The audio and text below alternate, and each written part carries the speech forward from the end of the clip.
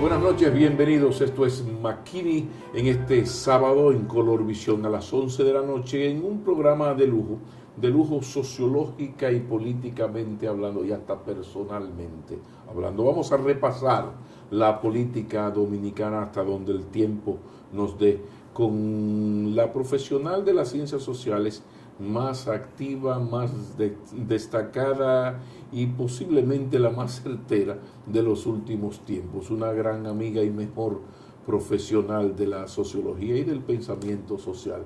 Está con nosotros la doctora Rosario Espinal. Bienvenida, mi señora, caramba, dama.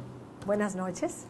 Bueno, Rosario Espinal, ahí está el país, llegó el año 2017, quizás podríamos dar continuidad a un excelente artículo que escribiste hace unas semanas sobre los desafíos del año 2017, que como tú terminabas, comienzo yo, pinta feo. Ahí, sin entrar en pesimismo, hablemos del 2017 que ya está aquí. Bienvenida. Gracias. Pues yo titulé ese artículo 2017, ojalá me equivoque. Y lo concluí, como tú decías, diciendo el 2017 pinta feo. Pero eso no es lo que se estila al comenzar un año. Sí. Se estila los buenos deseos, que todo salga bien, etcétera, etcétera, etcétera. Y claro, o sea, queremos hacer eso, queremos que las cosas salgan lo mejor posible en términos personales, claro, en términos del país, del mundo, a eso apostamos. Pero pienso siempre que para poder apostar o intentar que las cosas salgan mejor, hay que tener un diagnóstico de lo que está pasando, es decir, tener una posición realista de cuál es la situación. Eso fue lo que intenté hacer en ese artículo. Se enfocó más en la República Dominicana, pero también señalé algunos factores internacionales que afectan la República Dominicana, que podrían afectar la República Dominicana en este año 2017. ¿Qué te preocupa especialmente del país? Vámonos, grandes problemas nacionales ahí. Sí. En el artículo específicamente yo señalaba dos grandes problemas, no porque hay dos, hay más de dos, claro está. Pero porque creo que son fundamentales para evaluar los riesgos, los desafíos de este año que comienza. Uno es la criminalidad. Y ahí planteaba yo que la criminalidad hay que desglosarla un poco, porque hay distintos tipos de actos criminales. Y específicamente se podrían plantear tres, que a mí me parecen pertinentes para el caso dominicano. Uno es la corrupción pública, la corrupción gubernamental. Esos son actos criminales, aunque lo quieran pintar de otra forma, pero la corrupción pública es un acto criminal, es una forma de delincuencia que tiene efectos muy negativos en la sociedad. Y voy a volver sobre eso en un momentito. Que lamentablemente no se percibe así. No, a veces es una mucha tarea gente pendiente. Exacto. O sea, viendo la criminalidad en sus tres componentes. El primer componente es corrupción gubernamental como una forma de criminalidad. El segundo componente es lo que podríamos llamar el crimen organizado, que tiene elementos, tiene conexión con el Estado. Porque para tú tener acciones, digamos, de crimen organizado, tú necesitas apoyo generalmente del sector militar, a veces también del sector civil, gubernamental, pero definitivamente del sector militar, si no pudieras ejecutarlo. Estas últimas semanas ilustran todo lo que estás diciendo. Exactamente. El final del año, pues vimos así el caso dramático, con el caso Percival. Entonces, el tercer elemento o componente de la criminalidad en el país es lo que yo llamo delincuencia callejera. O sea, el motoconchista que te roba, que puede ser grande o más pequeña. Puede ser que te agarren una cartera o puede ser que te asalten con tu automóvil y se lleven tu automóvil. O sea, ya ese es más grande. Y a veces este tipo de acción está conectada con crimen organizado, pero no necesariamente. O sea, hay una diversidad de acciones de criminalidad o de delincuencia, digamos, callejera. Entonces, esos tres factores, la corrupción gubernamental, el crimen organizado y la delincuencia callejera, se están presentando conjuntamente en la República Dominicana y han aumentado en su magnitud. ¿Esto qué pasa? O sea, ¿esto qué genera? Bueno, la corrupción gubernamental, para decirlo rápidamente, tiene un efecto en todos los aspectos del Estado, porque son recursos que se desvían a personas que son los que se benefician, políticos, militares, lo que fuera, que se benefician de la apropiación privada de recursos públicos. O sea, en vez de invertir más en educación o más en salud o más en medio ambiente o más en carreteras, pues una parte importante de dinero se desvía a manos privadas en el mundo político. Y eso es negativo para la sociedad, porque es una forma, es un hurto. Entonces la sociedad está privada de tener acceso a mejores servicios.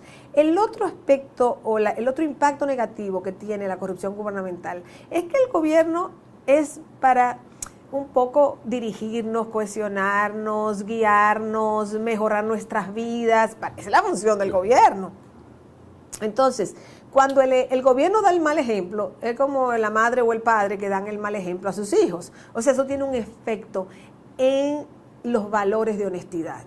Entonces, cuando desde el Estado desde el gobierno se envía el mensaje de corrupción, pues hay un relajamiento de la honradez. O sea, la gente está menos, digamos, se ejerce menos control social. Porque si tú dejas a la gente a su libre albedrío, pues si no importa en el gobierno, no importa en otro sitio. Entonces la deshonestidad es un serio problema. Porque cuando la deshonestidad se hace endémica en la sociedad, se manifiesta de múltiples maneras. Yo en un artículo hace varias semanas escribía que para mejorar la educación en la República Dominicana se necesita honestidad. Porque si tú no tienes una cultura que promueve la honestidad, ¿para qué tú vas a ir a la escuela? O sea, ¿para qué tú vas a aprender matemáticas? Para, no sé, para contar el dinero que te robaste.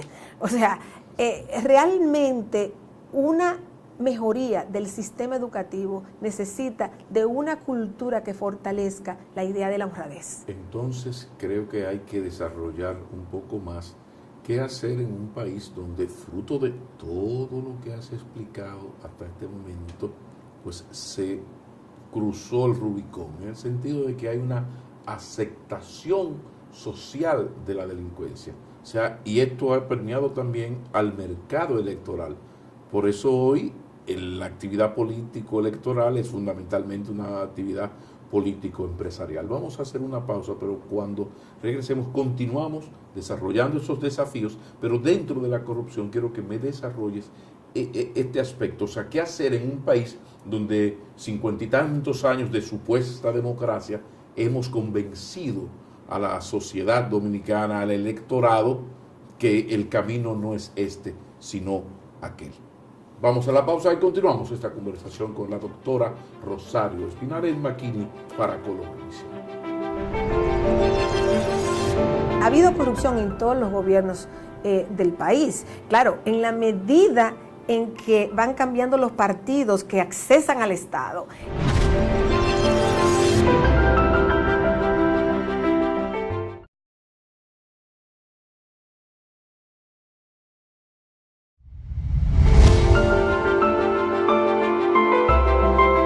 Rosario Espinal, ¿qué hacer cuando en un país la corrupción es algo socialmente aceptada y casi un estilo de vida en una buena parte de la población, una especie de escuelita que ha venido de arriba hacia abajo? ¿Qué hay salida? ¿Qué tiene que ocurrir para esa reacción, por favor? Bueno, en situaciones así, a veces se dice, bueno, la gente lo acepta. Bueno, ¿por qué la gente no hace más para cambiar la situación? Una, porque hay un segmento de la sociedad que se beneficia de la corrupción. Otra, porque la sociedad no se moviliza fácilmente por sí sola. Entonces, cuando prácticamente toda la clase política, es decir, de los diferentes partidos, cuando uno piensa en los partidos que han gobernado, vamos a tomar el postrujillismo, porque durante el trujillismo la corrupción era grande, pero solamente unos pocos podían acceder a la corrupción. Era Trujillo y sus colaboradores. El orden que había en la época de Trujillo era porque para ellos robar más, tenían que controlar a todo el mundo. Por eso cuando la gente dice aquí falta un Trujillo, yo me quedo, o sea... Dice que el gran mérito de nuestra partidocracia ha sido haber democratizado la corrupción exclusiva de los Trujillo and Friends. O sea, los Trujillos, para tener el monopolio de la corrupción, tenían que controlar, reprimir a todo el mundo. Luego con Balaguer se abre un poco la cosa, pero incluso en la época de los 12 años de Balaguer se hablaba de las 300 familias y los 300 millonarios y todas esas cosas. Entonces, ahí hubo corrupción. O sea, ha habido corrupción en todos los gobiernos del país. Claro, en la medida en que van cambiando los partidos que accesan al Estado y en la medida que el presupuesto es más grande, porque el presupuesto dominicano ha aumentado sustancialmente en las últimas décadas, entonces hay más recursos para desviar. Ahora, los países como este, donde el sector privado no crea suficientes empleos y no crea suficientes empleos de altos salarios o de salarios aceptables para crear una amplia clase media, son vulnerables a la corrupción. No es solo el caso dominicano. Ahora, en el caso dominicano sí hay un sistema sumamente extenso y sofisticado de corrupción. ¿Cómo se cambia eso? Bueno, hay países que enfrentan una crisis económica muy grande, como el caso de Brasil ahora mismo, y la crisis económica genera una cascada de casos de corrupción donde tú acusas al otro y el otro al otro y entonces se desencadena.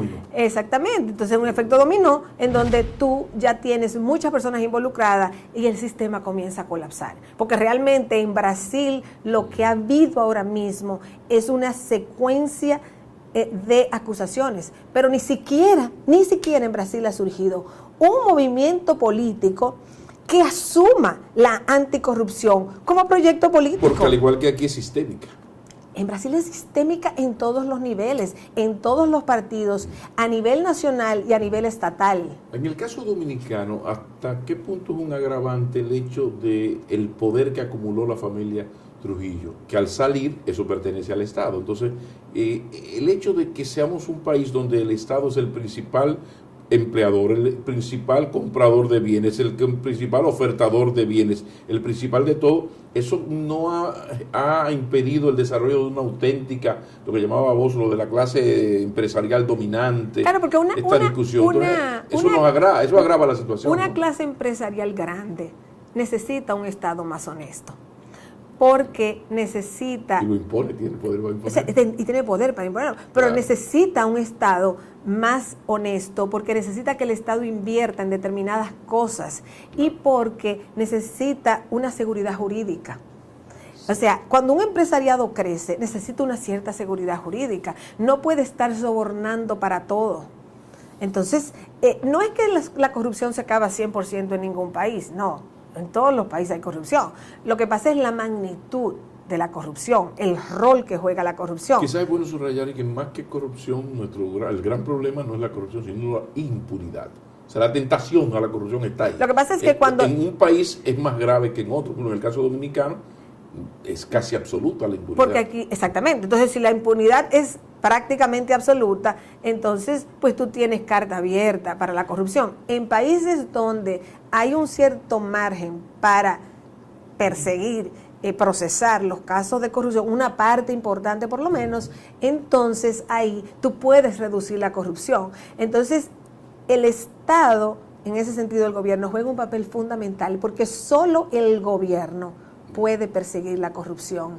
Solamente el gobierno, todo el sistema judicial es gubernamental. Nadie puede, desde fuera del sistema judicial, perseguir la corrupción. Entonces, solo el Estado puede controlar la corrupción, reducirla, solamente el Estado. Los demás podemos quejarnos, podemos hablar de la corrupción, nos puede molestar muchísimo, pero solo el Estado puede hacerlo.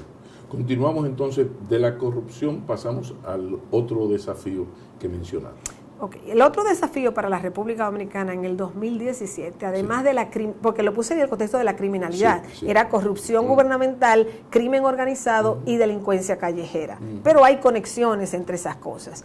Entonces, ese es un problema, esos elementos de la criminalidad.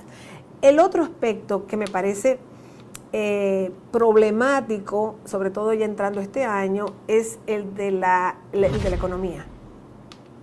Porque la relativa estabilidad macroeconómica, y hay que decirle a los televidentes que lo de la estabilidad macroeconómica... ¿Con qué se come eso? Te preguntaría más. ¿Qué quiere decir eso? ¿Qué quiere decir eso?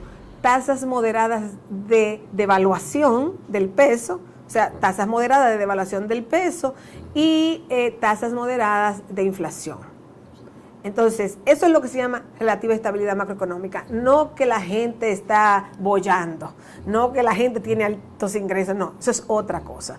Entonces, esta relativa estabilidad macroeconómica, que sí se ha logrado por varios años, el modelo económico del PLD se ha fundamentado en una expansión del Estado.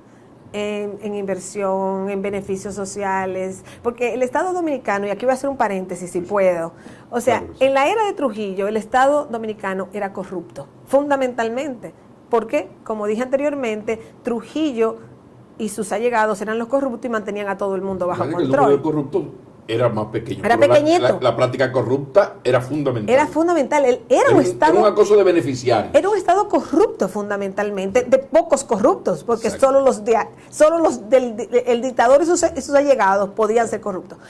Cuando pasamos a los 12 años de Balaguer, pasamos a un sistema que retuvo la corrupción, pero que amplió el acceso a los recursos del Estado a través del clientelismo. Ellos son familias, o sea, la corrupción y el clientelismo son familias, pero no son la misma cosa. Son cosas diferentes. Entonces, en el sistema clientelar, tú puedes, por ejemplo, dar canastas, fundas, lo que sé yo, para poner un ejemplo, o empleos innecesarios en el Estado para tú mantener un conjunto de seguidores políticos y de posibles votantes de tu lado. Entonces, Balaguer realmente establece el Estado clientelar aquí, pero no desmantela el Estado corrupto de Trujillo. Claro. Entonces tenemos corrupción más clientelismo. Exacto. Cuando el PLD vuelve al poder en el 2004, comienza a instaurar un sistema que yo llamo asistencialista. ¿Por qué lo llamo asistencialista? Porque hay una expansión de programas sociales, no solamente de repartir fundas o cajas en Navidad, no. Entran programas en el área de salud, entra el programa Solidaridad, Comer es Primero, Tarjeta Envejeciente, Bono Gas, Bono Luz, o sea, son programas donde el Estado te da o una tarjeta con dinero, generalmente ahora es una tarjeta con dinero para un consumo determinado. Esos son programas asistenciales. Entonces, con el PLD del 2004 en adelante, estamos en un Estado que no ha desmantelado la corrupción, no ha desmantelado el clientelismo, pero a esas dos cosas le ha sumado el asistencialismo. Entonces, tenemos ahora mismo un Estado que es corrupción más clientelismo más asistencialismo. Ese Estado es muy costoso. Y ese Estado, muchos de esos programas sociales son buenos, o sea, se necesitan en el país. Sobre todo la parte asistencialista tiene un gran valor. La parte asistencialista son salarios compensatorios. Exacto. O sea, es una forma de compensar.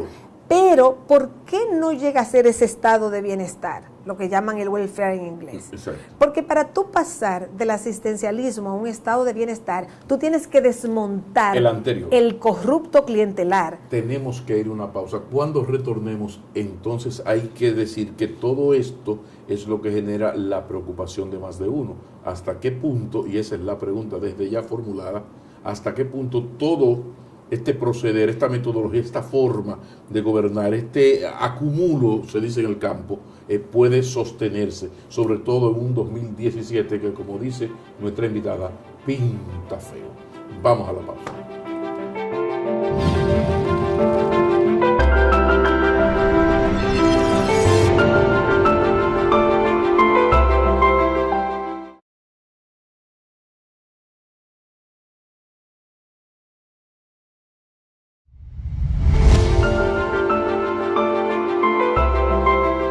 Rosario Espinal, la sostenibilidad de este sistema que se ha ido, de este acúmulo.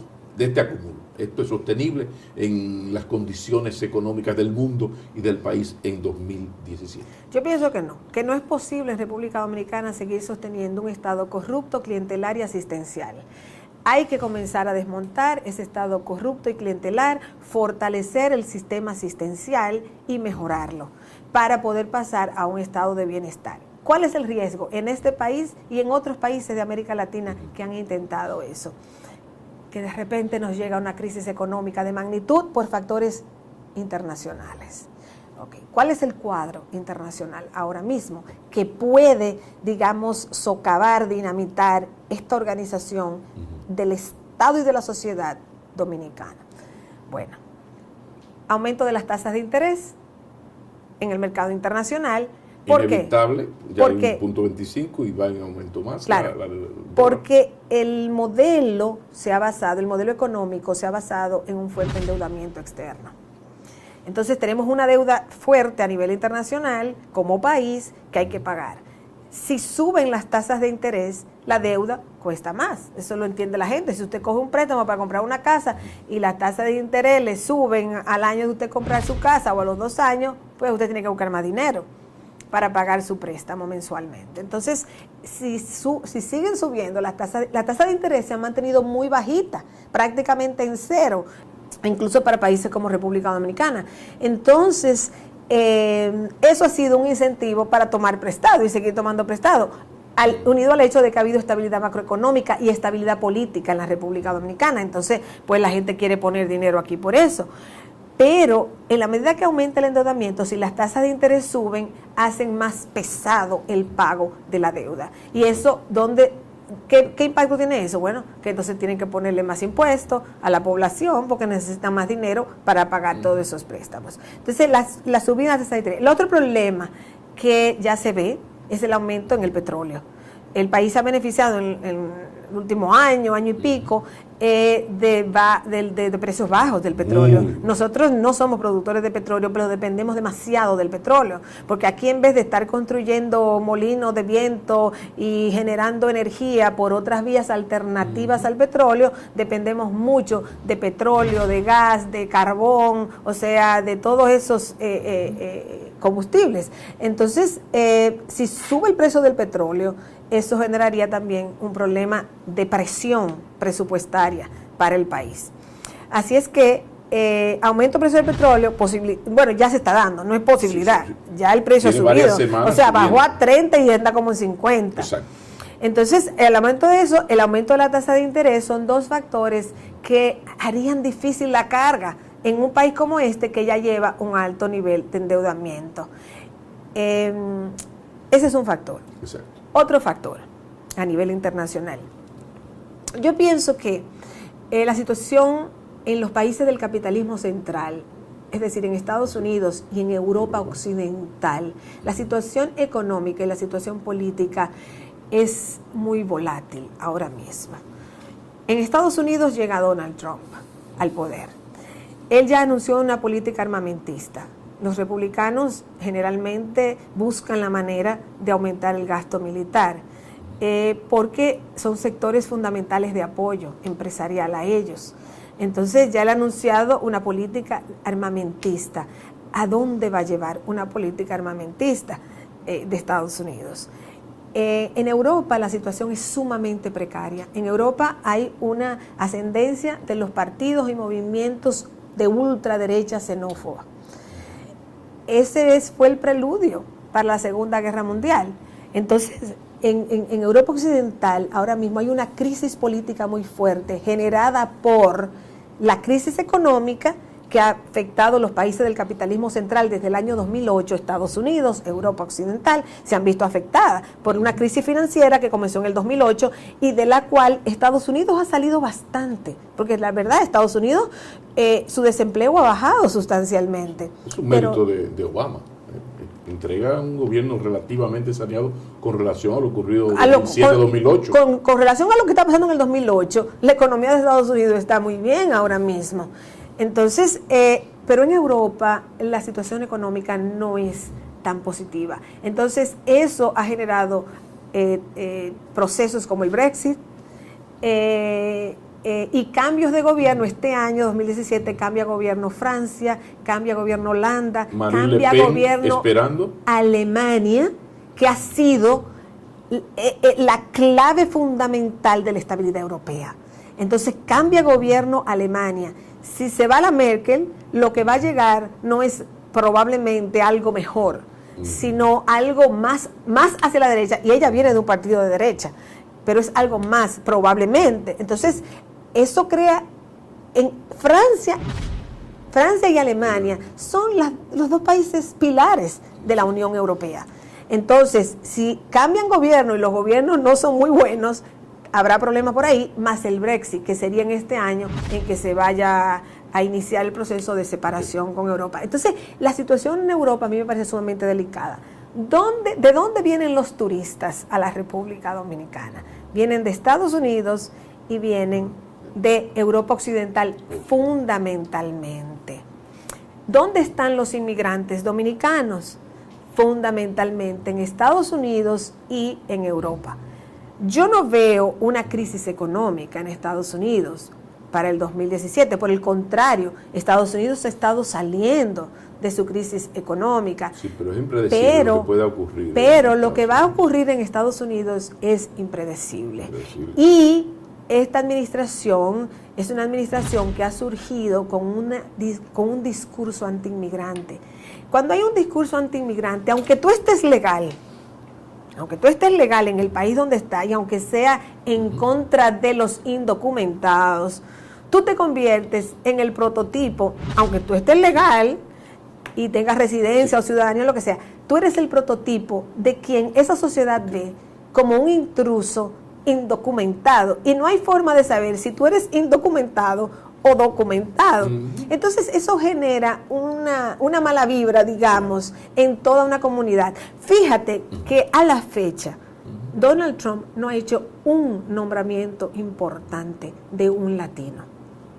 O sea, ha sido un gabinete fundamentalmente blanco, fundamentalmente de hombres, con algún toquecito aquí, un ministro afroamericano que fue precandidato, pero así muy tenue. Una de origen asiático, que es la esposa del presidente del Senado. O sea, muy buscados así, tú sabes. Entonces, no hay un nombramiento importante a la fecha de un latino. Eso te da es un indicador de dónde está posicionada ahora mismo esa comunidad latina. Ahora, observando, escuchándote, Rosario Espinal, ¿hasta qué punto todo ese mundo que se organizó por Segunda Guerra Mundial se transformó un poco, caída la Unión Soviética, el desmembramiento de la Unión Soviética, el muro de Berlín y sus como simbología? Ahora llega el 2016 y es como si uno viera que todo aquello se está derrumbando, pero ni siquiera es tan fácilmente predecible como esa lucha derecha e izquierda en la Guerra Fría, de la izquierda, sino que es algo como que tú no sabes qué puede ocurrir, como sin llevarte a ser de pitoniza, pero cómo ve Rosario Espinal, a partir incluso especialmente de los intereses nacionales, este mundo que se está presentando, que acabas de presentar en un país con gobiernos tan débiles, tan frágiles y tan empecinados como en continuar una forma de hacer las cosas que procure que nunca haya ruptura. Y uno ve cómo las cosas van saliendo mal en ese sentido y no se detiene. ¿Cómo tú ves ante la realidad que has planteado la República Dominicana en el presente y en el futuro inmediato entonces? Bueno, la República Dominicana tiene una economía muy abierta. Y un país con una economía tan abierta, y eso lo que quiere decir es que nosotros dependemos de exportar, zona franca, productos agrícolas, de traer turistas, que es una especie de exportación, o sea, que se calcula económicamente así. Turismo, remesa. y remesas que vienen de fuera. O sea, nosotros somos una esas economía... sí son buenas, porque esas no, esas vienen gratis. Directa. Esa no hay que producir nada. Esa nada más hay que mandar gente para afuera. Muy bien distribuida, porque es a gente o pobre o clase media. Pero claro, muy o sea, bajita. el ingreso más redistributivo que hay, o la riqueza, digamos, más redistributiva que hay en la República Dominicana, son las remesas, porque esas van directamente a las familias dominicanas. Esas no pasan por empresarios. Los únicos empresarios ahí son los que se cobran una comisión para hacerte el envío de dinero. Sí. Pero eso va directamente a las familias dominicanas y va fundamentalmente a las familias de clase media hacia abajo, no hacia arriba. Entonces las remesas son muy redistributivas de riquezas. Entonces eso es fundamental para este país. Ahora, ¿qué yo veo que debe hacer la República Dominicana? Bueno, yo pienso que tiene que hacer dos cosas. Una es mejorar el modelo económico, mirar hacia adentro, realmente controlar la corrupción pública, realmente ver cuáles son las áreas más dinámicas donde tiene que apostar a mejorar el empleo, convencer a los empresarios, el gobierno, convencerlos o que los empresarios se convenzan de que tienen que mejorar salarios, porque la gente va a gastar más, va a consumir más, los salarios deprimidos no son buenos para los propios empresarios. Entonces, que vendan más y bajen un poco los precios para que realmente puedan obtener grandes ganancias, pero que aumenten los salarios. Eso es importante en este país. Todas esas medidas tienen que contemplarse internamente. Y en términos políticos, realmente, yo pienso que es fundamental dar señales de reducción de la corrupción y de reducción de la criminalidad en todas sus manifestaciones para crear un ambiente más propicio, no solamente a la vida y a la convivencia, sino también a la economía, porque esos problemas tienen muchos efectos negativos en las mismas empresas, en los trabajos, en qué decisiones tú tomas, abres un negocito, no lo abres y todas esas cosas. Además, pienso que la República Dominicana debería tener un sistema de expertos en políticas públicas y en política internacional monitoreando lo que está pasando, porque el mundo ahora mismo entra a un mayor nivel de incertidumbre. Indiscutiblemente, Estados Unidos no se sabe lo que va a suceder. O sea, realmente Donald Trump, por su propia personalidad, nadie puede predecir con certeza. Es la primera vez en la historia política del mundo que la gente pide a un candidato electo, por favor, no cumplir sus promesas. Es único. Entonces, como no se sabe lo que él va a hacer a fin de cuentas, y la agenda conocida es sumamente preocupante, o sea, si es la agenda que ha dicho, es preocupante. Y si no es la agenda, no sabemos lo que será. Pero la convulsión en Europa es fuerte. La presión migratoria a nivel internacional es fuerte. Europa está rodeada de países con presión migratoria, que eso no lo tiene Estados Unidos, pero Estados Unidos lo que tiene es a México nada más. Pero Europa no, Europa tiene toda África enfrente y el Medio Oriente al lado. Entonces, Europa tiene una presión migratoria sumamente fuerte. El poder del Estado Islámico, los conflictos en el mundo islámico, la situación en China, porque China es un país que, para China, si China crece 5% es una catástrofe, porque es un país que ha crecido mucho y que tiene mucha pobreza y que es una sociedad dual, una sociedad donde hay muchos ricos en las grandes ciudades como Beijing y Shanghai, y luego es un país fundamentalmente pobre, un país con mucha población, lo mismo la India. Entonces los conflictos en Asia también representan un problema para Estados Unidos y para Europa. Nos vamos a una pausa. Cuando retornemos el segmento final, aterricemos en los líderes políticos dominicanos y el escenario político partidario para 2017. Y continuamos esta conversación con la doctora Rosario Espinal. Ya regresamos. Porque para tú beneficiarte, no puede ser porque tú eres un profesional, exitoso, capaz, no. Tú te beneficias porque X político que tú crees que tiene posibilidad y que el político cree que tiene posibilidad de llegar a ser presidente, tú te vinculas con ese político y la única forma de tú beneficiarte es vinculándote a esa persona.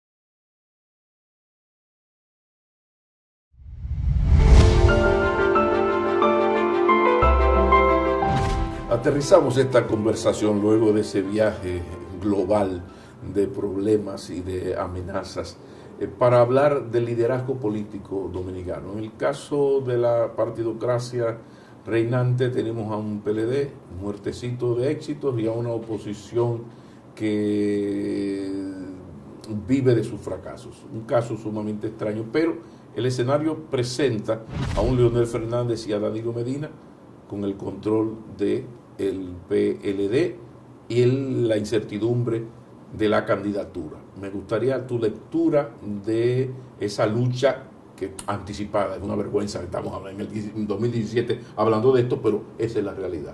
Y en el otro escenario, el PRM se mantiene la guerrita Abinader, Hipólito Mejía. Por favor. Bueno, así como la corrupción y el clientelismo son endémicos en este país y son negativos, pero son endémicos, eso es como el dengue y todas esas cosas, tú sabes que son endémicos aquí, pero son negativos. El personalismo, el caudillismo son endémicos aquí en el país. Yo creo que a estas alturas, Hipólito Mejía, Leonel Fernández y Danilo Medina, cuando concluya su mandato, no deben ya más aspirar a ser presidentes. Los tres se han postulado 3 veces. Se han sido candidatos presidenciales 3 veces, los 3. Leonel ganó las 3, Danilo ganó 2 de 3, Hipólito ganó 1 de 3. Pero bueno, ya se postularon 3 veces. Entonces, el que ellos sigan, no sabemos lo que va a hacer Danilo Medina después de este intento. Y todas las señales dicen que siguen. Pero que Leonel Fernández quiera volver a ser candidato cuando en su partido hay varias personas con aspiraciones retenidas por mucho tiempo. Y aquí no estoy emitiendo juicios si son mejores, peores, sí, buenos, malos. No, simplemente que un partido genera políticos con aspiraciones presidenciales. Y el PRM lo mismo. O sea, que Hipólito insista en ser candidato presidencial por una 4ª vez, o que Danilo insista por una 4ª vez, o que Leonel Fernández insista por una 4ª vez, a mí me parece excesivo, me parece una muestra de ese personalismo que ha predominado en la política dominicana, el pensar que hay alguien, que solo una persona puede hacer las cosas. Pero dicho esto, vamos a la realidad. Ellos están en eso. Ellos están en eso, claro que están en eso. Ellos están en eso, totalmente están en eso. Entonces yo pienso que eso es un problema, porque es una manifestación, como decía, del personalismo, pero además eso dificulta y más que dificulta, obstaculiza el que se institucionalicen los partidos. Como no se institucionalizan los partidos, no se institucionaliza el Estado tampoco, porque para tú beneficiarte no puede ser porque tú eres un profesional exitoso, capaz, no. Tú te beneficias porque X político que tú crees que tiene posibilidad y que el político cree que tiene posibilidad de llegar a ser presidente, tú te vinculas con ese político y la única forma de tú beneficiarte es vinculándote a esa persona. Y por eso es que no ceden, por eso es que creen. No es solamente ellos, no es solamente el político, es todos los que los siguen. El plan político empresarial que les acompaña a cada uno. Todo ese grupo, digamos, clientelar de adeptos de una figura política. Sí, pero destácame los grupos empresariales, porque aquí ha habido luchas que en lo esencial es un asunto del presupuesto nacional, revestida de discursitos éticos y morales, pero en el centro es el botín presupuestario, pienso yo. Totalmente. Tanto de los políticos como de muchos empresarios, como de mucha gente del pueblo, porque las elecciones no se ganan con empresarios, pero nada más. La gente del pueblo por lo menos tiene de su lado como justificación que durante más de 50 años le hemos enseñado eso. Ha habido una educación, óyeme, ni el Luis Muñoz Rivera de los 60. Pero además, pero no solamente una cuestión de educación, es una cuestión de vida, de supervivencia. Por ejemplo, si el Estado es el principal empleador, y cada vez que llega un nuevo partido al poder, barren a un segmento importante de la empleomanía estatal. O sea, toda esa gente, algunos con cargos legítimos, otros sin cargos legítimos, pero todo eso que reciben un sueldo o una contrata, un contrato, lo que sea del gobierno, toda esa gente le tiene terror a que venga otro partido, porque los barren a la inmensa mayoría. Que aquí hay una carrera administrativa, sí, depende. muchísimos no están, y aún estén, bueno, ¿cuáles son los controles tan grandes que hay aquí para eso? Entonces, toda esa gente que se beneficia de un determinado, no solamente de un determinado partido en el poder, incluso de un determinado presidente en el poder, toda esa gente es parte del engranaje político. O sea que a veces queremos ver la política como si fuera algo que lo deciden 3 personas arriba y que los demás son estúpidos. No, todo el mundo, toda la ciudadanía, todos los votantes son agentes políticos. Y los líderes son representantes de... Claro, y ellos toman decisiones. Yo nunca he compartido la idea de que el pueblo es una cantidad de gente estúpida que no sabe lo que está haciendo. No. O sea, tú puedes reprimir un pueblo en una dictadura y la gente por miedo se va a restringir. Eso es cierto.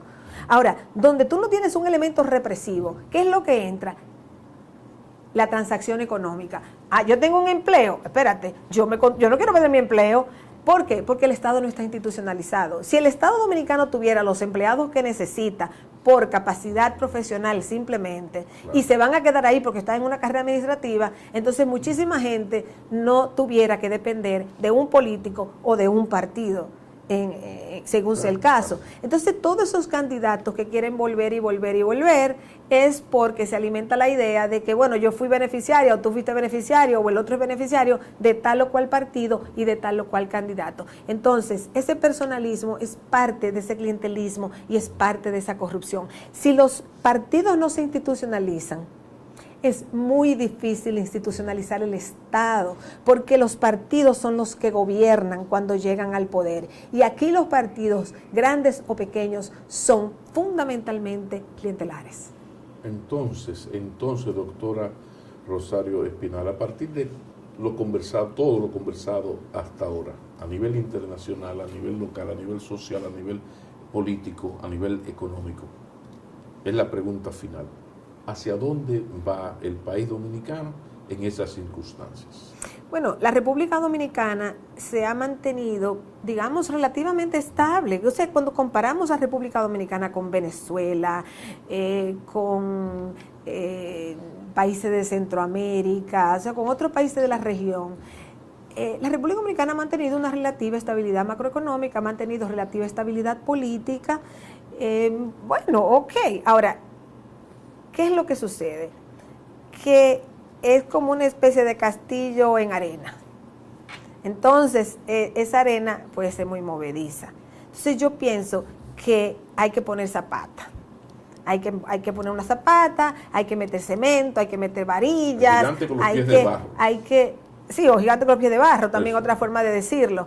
Entonces, hay que tener una estructura económica y política que sea capaz de sostener este país en épocas de vacas gordas y en épocas de vacas flacas. Que en épocas de vacas flacas la cosa no es tan buena, es verdad, pero con una estructura más sólida, en época de vacas gordas es más fácil distribuir la riqueza de mejor manera, de una manera más equitativa. Y en épocas de vacas flacas es más fácil distribuir el sacrificio que haya que hacer. Entonces lo que hay que hacer aquí es tener una estructura más sólida del Estado, promover una cultura, y cuando eso se logre, se va a promover una cultura de mayor honestidad, de menor criminalidad, de menor corrupción, y yo creo que tendremos un mejor país. ¿Cómo lograr todo eso? Es el tema de nuestra próxima entrevista. Muchísimas gracias. Gran placer, como siempre, entrevistar a nuestra directa amiga y mejor socióloga y excelente analista político social, la doctora Rosario Espinal. Ni un segundo más. Gracias por su generosa compañía. Hasta el próximo sábado.